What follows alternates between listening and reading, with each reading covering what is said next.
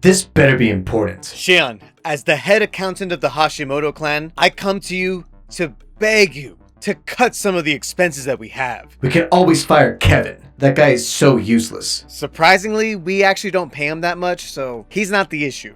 If I'm being fully honest with you, Shion, it's the bikes. What about my bikes? I have it right here that you used 20,000 bikes as projectiles. Why? Because it looks cool and I can. If you need explosives, I got 2 of my best guys in Australia. These bikes are not it. Just write it off as a business expense. It's not that hard. How could I possibly write that off as a business expense? Figure it out. I literally can't. Then I'll find someone that can. No, please don't throw your bike at me. Please, no! I guess we can start it from the top.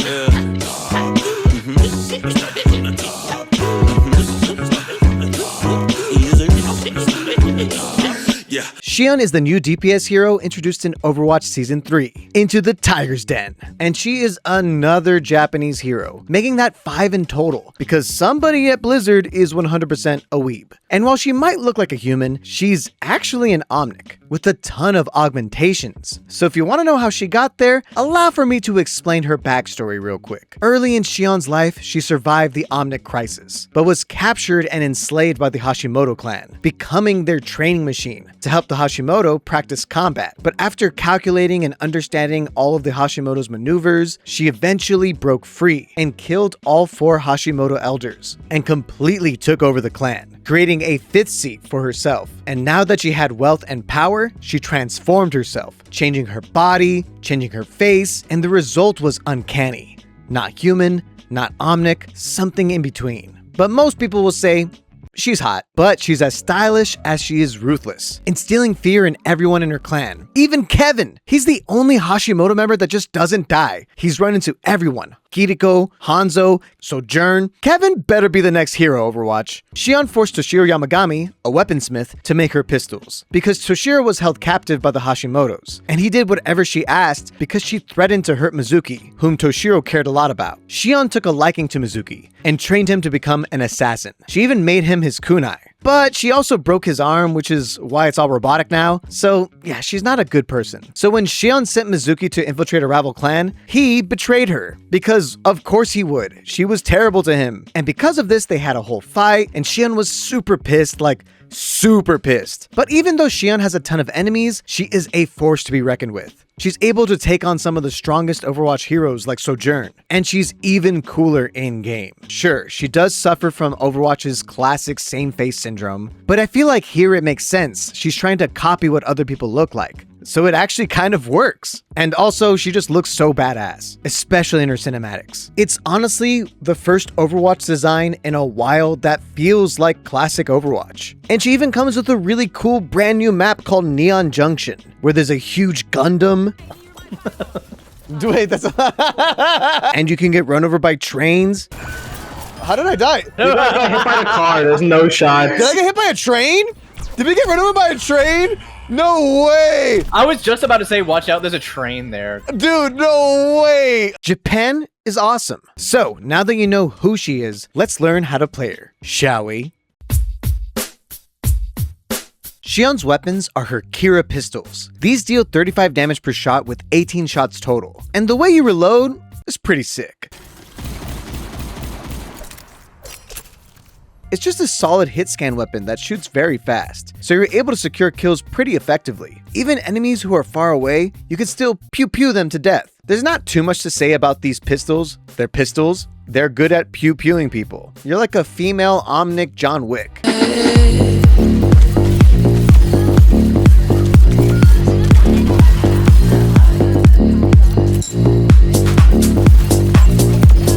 But what makes her a true killing machine is her first ability, Execution. This has you fire an X-shaped volley that can be instantly used, or you can charge it up to the max to tighten its spread. Now this is insane burst damage, dealing 140 damage if you land each shot. You'll just delete enemies off the face of the earth. Enemy tanks will regret dropping their shield in front of you, even for a second. And enemies who are forced to stand still, like Baby Diva getting in her mech, will die instantly. Oh! It's just insanely good damage. So even if you're going to die anyways, whip it out, and you might get a kill on the way out. I killed her on the way out. Her next ability is Evade. It's honestly very simple. It's a dash that also gives you 75 overhealth for like a second. This dash will help you survive a lot, especially with the bonus health you get. It's also great for chasing down enemies who are trying to run away from you like cowards. Fight me like a man. And this movement is even better when you use it with your final ability, Joyride, which has you ride around in a cool-ass motorcycle, and then after a max of 4 seconds, you'll hop off the bike and yeet it at enemies, dealing 60 impact damage and 70 explosive damage. And you can also jump in the air with the bike, allowing you to accurately yeet the bike in the air. This is obviously incredible movement. I mean, you're on a freaking motorcycle. It helps you survive and bike to a health pack,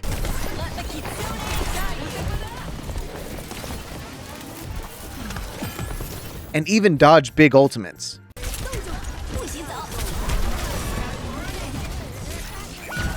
And of course, it's so good for chasing down enemies and closing the gap, because on top of the speed, you get a projectile that does a decent amount of damage. And when you throw a bike at the enemy and just kill them with it, it's so satisfying. But if you're in the air charging up the bike, you're kind of a sitting duck, so don't always spam it, especially if the enemies can all see you noob. But because of this bike mobility and your dash, Shion is pretty good at getting back to the objective from spawn and contesting it in overtime. So yeah, her bike is pretty cool. I'm just sad you can't do the Akira slide with it. It was right there, Blizzard! And now we have her ultimate, Satsuriku Spree. Shion rushes forward 3 times in a storm of gunfire, dealing up to 180 damage per spin. It's like 3 little Reaper ultimates back to back to back. You can either dash forward and spin attack, or you can spin in place. But either way, you'll spin around like a Beyblade, damaging everyone around. This ultimate is as good as it sounds. When enemies are clustered together, they are ripe for the killing.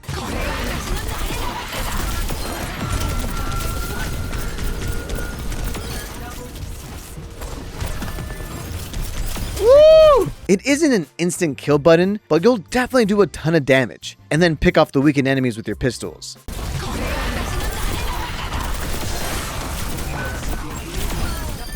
Just watch out for traps, because the moment you're trapped, you can't dash around. It kind of sucks.